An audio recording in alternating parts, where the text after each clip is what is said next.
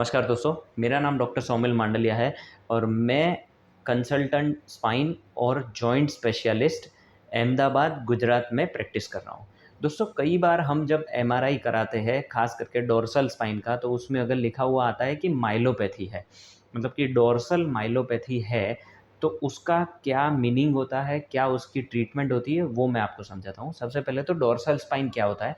दोस्तों, ये एक स्पाइन का मॉडल है। ये हमारा ब्रेन वाला पोर्शन है और नीचे ये पूरा स्पाइन है। तो हमारे पीठ की जो मणके होते हैं, पीठ के जो 12 मणके होते हैं, इसे डोर्सल स्पाइन कहा जाता है। अब हमारी जो नस इसके अंदर से जाती है, इसके ऊपर अगर दबाव आ गया है, जो दबाव बहुत ज़्यादा है या बहुत लंबे समय से है, जिसके कारण नस के ऊपर भी सूजन आ गई है और अलग-अलग तरह की तकलीफ़ें होने लगी है, तो उसे डोर्सल माइलोपैथी कहते हैं।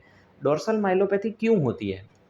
दोस्तों, मैंने आपको पहले भी वीडियो में बताया हुआ है कि ये जो 2 मणकों के बीच में ये ट्रांसपेरेंट आपको दिख रही है, ये गादी होती है, ये डिस्क कहते हैं। अगर ये डिस्क खिसक जाती है, तो डोर्सल माइलोपैथी हो सकती है, या फिर पीछे के कोई स्ट्रक्चर, हड्डी बढ़ जाती है या हड्डी के आगे जो लिगामेंट होता है, वो मोटा हो जाता है, तो भी डोर्सल माइलोपैथी हो सकती है।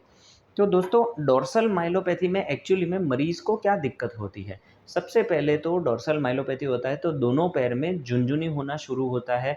कभी चींटियाँ काटती हो या करंट जैसी फीलिंग आती है दोनों पैर में।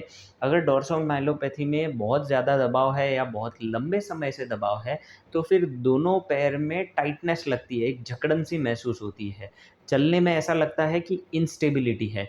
कभी ऐसी दिक्कत हो सकती है कि मरीज़ थोड़ा चलना शुरू करे, थक जाए और बैठ जाना पड़े, या फिर उनको सहारा लेना पड़ता है, वो अपने आप खड़े नहीं रह पाते हैं।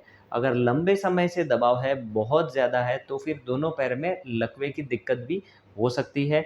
किसी-किसी मरीज़ को संडास पेशाब में दिक्कत हो सकती है, जैसे कि संडास होना बंद हो गया हो, कब्ज़ रह रहा हो बहुत दिनों से, या फिर पेशाब अपने आप हो जाता हो, यूरिन पास हो जाए, पता ना चले, या कपड़े बिगड़ जाए, ऐसी तकलीफ़ें हो सकती है। अब इसमें इलाज क्या होता है? आपको सबसे पहले तो किसी भी डॉक्टर से, स्पाइन स्पेशलिस्ट से पूरा आपका डिटेल्ड एग्ज़ामिनेशन कराना चाहिए। वो आपको एक्स-रे, एमआरआई और सीटी स्कैन सजेस्ट करेंगे। एक्स-रे में से पता चलता है कोई बोनी एब्नॉर्मैलिटी है तो। एमआरआई में हमें पता चलता है कि कोई गादी अगर खिसक गई है जिसके कारण दबाव है, तो पता चल सकता है, और सीटी स्कैन में अगर हड्डी पीछे से, आगे से कहीं से बढ़ गई है, तो फिर हमें पता चल सकता है। अब इसका इलाज क्या होता है? दोस्तों, डोर्सल माइलोपैथी अगर बहुत अर्ली स्टेज में ही हमें पता चल गया है, तो उसे सिर्फ़ दवाई, आराम और कसरत से ठीक किया जा सकता है।